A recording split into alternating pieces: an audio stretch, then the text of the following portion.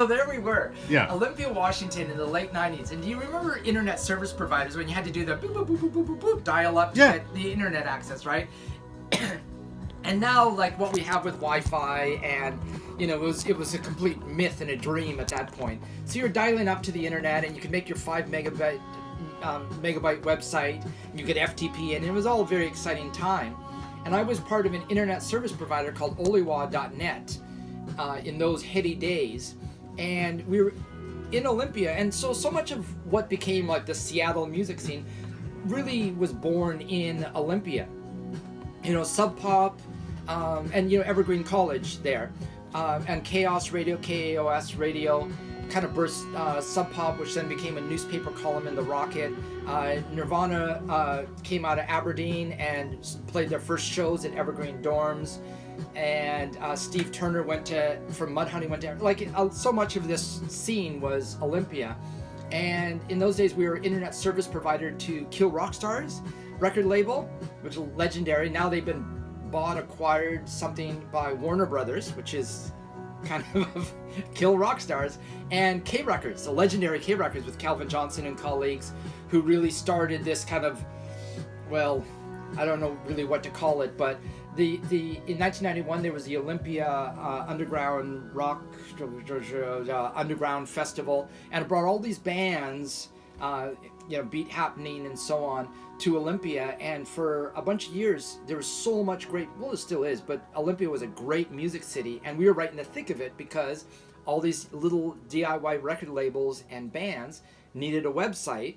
There was music festivals all the time. Great, we'll give you space for a website, just give us a half a dozen passes, wristbands, posters, boxes of CDs, and is what we got for payment. But it was really more than that, because it became so much a part of our culture, and we got to see so much great music in those days.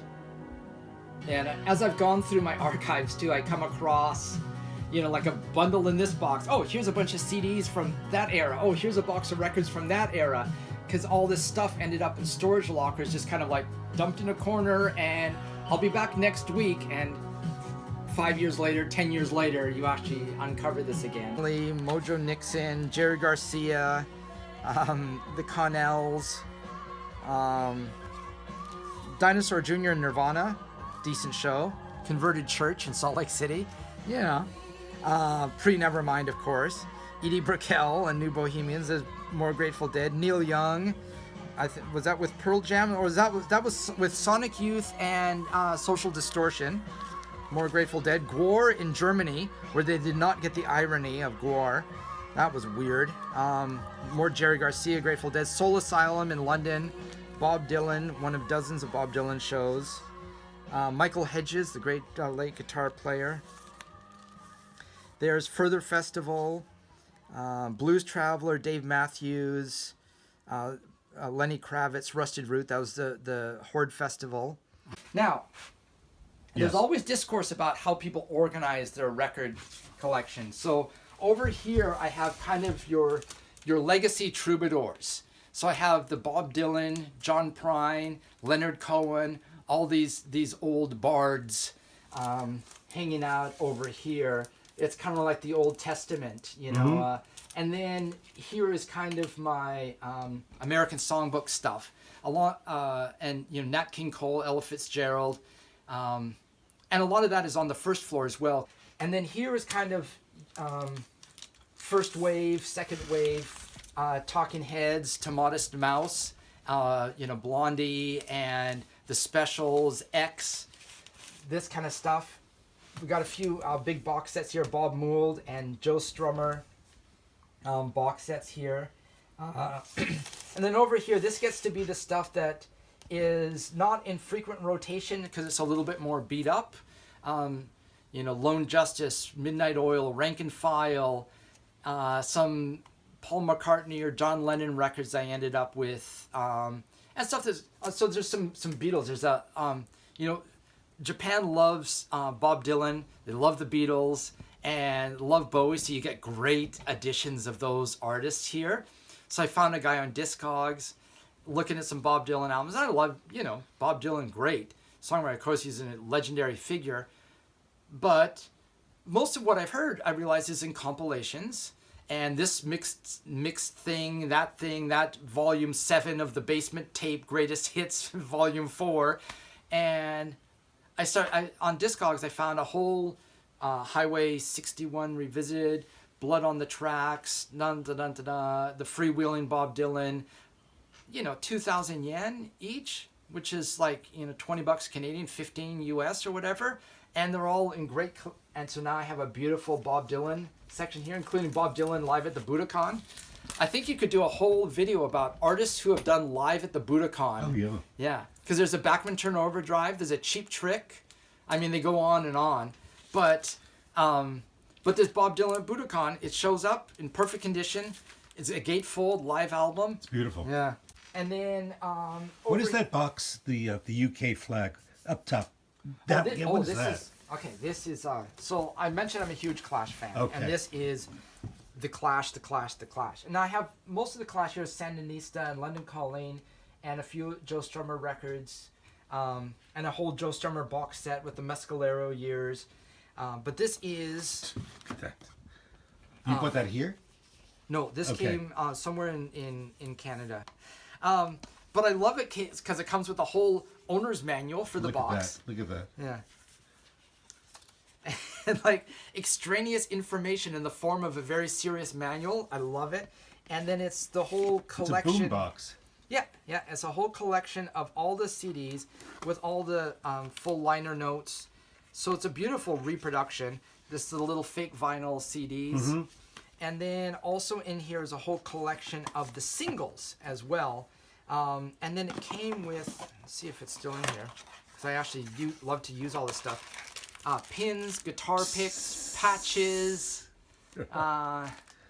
and I'm not precious about this stuff. I use it and I enjoy it. Look at this, dog tags, like from the Combat Rock album. But I've gone deep in the rabbit hole about the Clash, and I still have the T-shirt from that concert as well. Mm-hmm. Beautiful box. I'll show you another super neat box. Wow. Yeah. So, and this rips, right? It just rocks. And sometimes, Bowie's always reinventing himself. And so I showed earlier the Let's Dance album, and this couldn't be farther from it. This is Mick Ronson legging out with guitar solos, recorded on Long Island, I think probably 72, 73. And this box has 3 LPs, 4 CDs, and a DVD.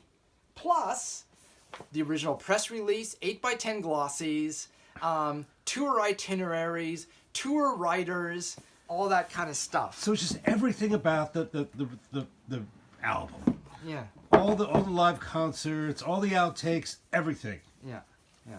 Wow. So there's the CD one. And I have another one that's a vinyl bootleg of David Bowie's European press conferences from a tour of the similar era.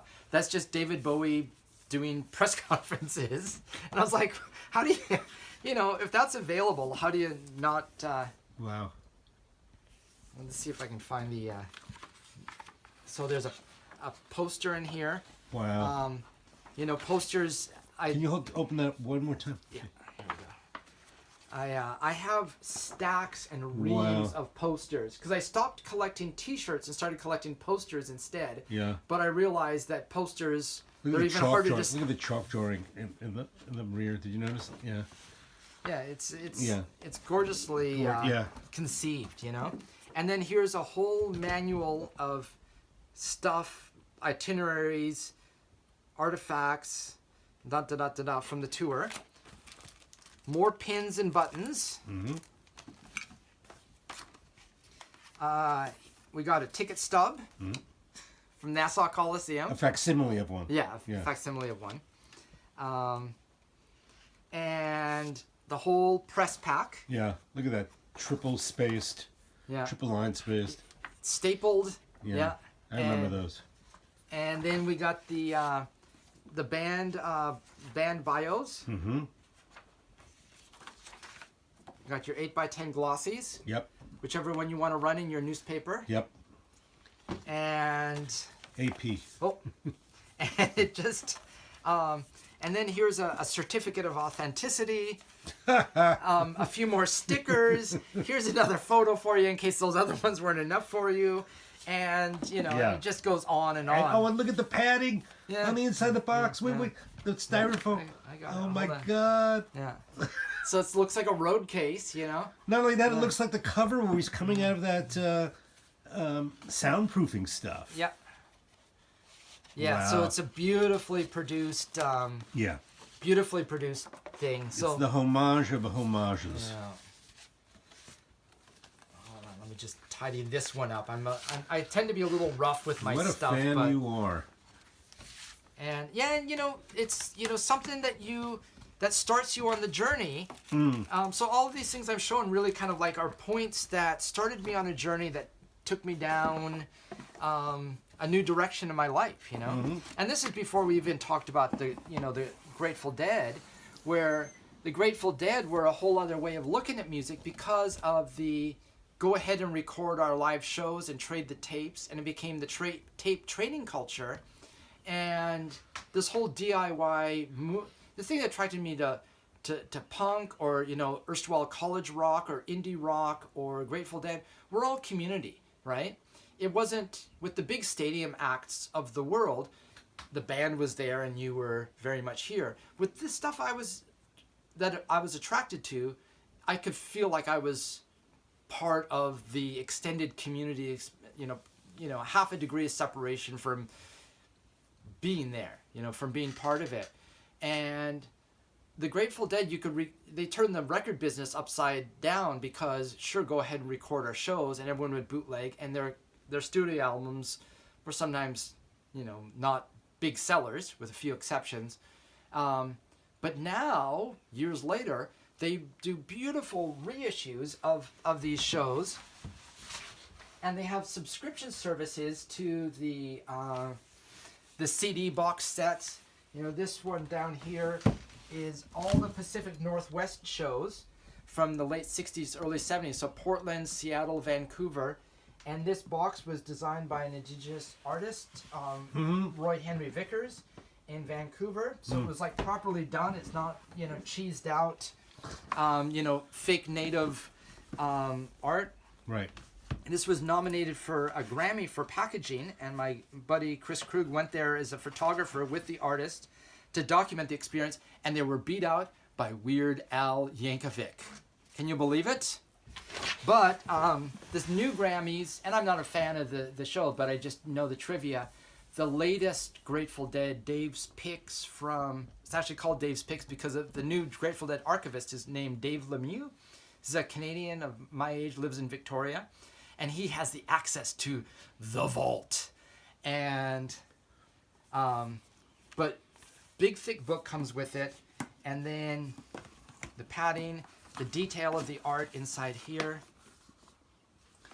So these shows, you can go to Internet Archive, or you can go to your buddy, the dude down the street that's got all those cassette tapes, Otto the bus driver, and you can listen to all these shows, but when you put it into a beautiful package like this, the little wooden lodge box here with your numbered stuff, so you can put whatever you want in here. I'm sure a few deadheads have figured out what to put in this box.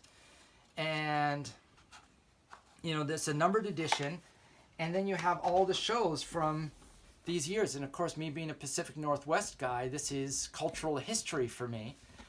This was a 50th birthday present from a friend. And it even came with a little bit of a dent already in it from the shipping. It's very rare that you get anything damaged in the mail here. But I was like, you know what? That's a beautiful dent. I love this dent. Patina. Yes. We could do kintsugi. We could repair the crack with gold and then write a book about the ancient art of repairing broken CD box covers. Pass. And this is Grateful Dead in Veneta, Oregon at Ken Kesey's brother-in-law's or brother's yogurt factory yard doing a benefit thing. So this connects my love of beat literature, Jack Kerouac and Gary Snyder and Allen Ginsberg and these characters. And then Neil Cassidy was a character that connected with connective tissue between all of them. And then he drove Ken Kesey's bus further and they connected with the Grateful Dead, and it all converged at this show in Veneta, Oregon. Neil Cassidy had passed by this time, but this is 1972 at a yogurt, a benefit for a yogurt company in just outside of Eugene, which years later I saw my first Grateful Dead show at in Eugene, and it was important to me because, I've always moved around, and so I have like little communities of friends scattered all over, and I could connect my friends from Vancouver to my friends from Utah, and they all converged, and they all fell in love, and smoochy, and we all saw Grateful Dead shows together. And so many of us from that point on were on the bus. And so for me, this is sort of a nexus point that was, ground zero for so much of those memories. So it goes on and on with the Jerry Garcia box sets, and there's a great Michael Franti and Spearhead box set here. That's all 7 inches and 10 inches, which these ones are CDs. There's some, but I love the 10-inch format because it's easier to ship too. I'm a big fan of the 10-inch, but this has, I'm not sure if I can find them in here, but this has patches and badges and stickers. Here we go. Wow. Dun, dun, dun, dun, dun. A little 45 converter for your record player. But this is one of those things I purchased somewhere in Portland, passing through, and it's like, I just can't pass this up. And I'm not actually sure if I've ever gotten to really savor this, because this just showed up in a box. As I pulled down the box, I'm like, let's see what year this is. Oh my goodness, I forgot about that. Good job, Dave. Good job, Dave Past. One more I'll show you here. This is when I was hanging out in Pacifica, California, seeing a great doctor there who really helped me out. There's a fantastic little tavern there. And, here in Japan, there's so many great little small venues still. And in North America, a lot of those have been swallowed up, turned into chains or bands, or only, it's hard to make the jump.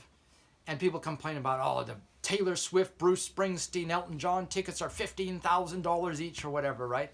There's places still, like Winter's Tavern, where you can go pay $5 at the door and see a fantastic band, and then you take all your money and you buy all their merch, you buy the t-shirt, you buy the 10 inches records. This was the band, the Darts, 4 rock and roll chicks. It was like the girl Ramones, Blondie, with keyboards, and they all signed the records for me, and I could get on board and be their fan, be part of their community. And now with bands doing crowdfunding to make their new album, this is the way you do it. Is you actually show up, you talk to the fans, you build that community.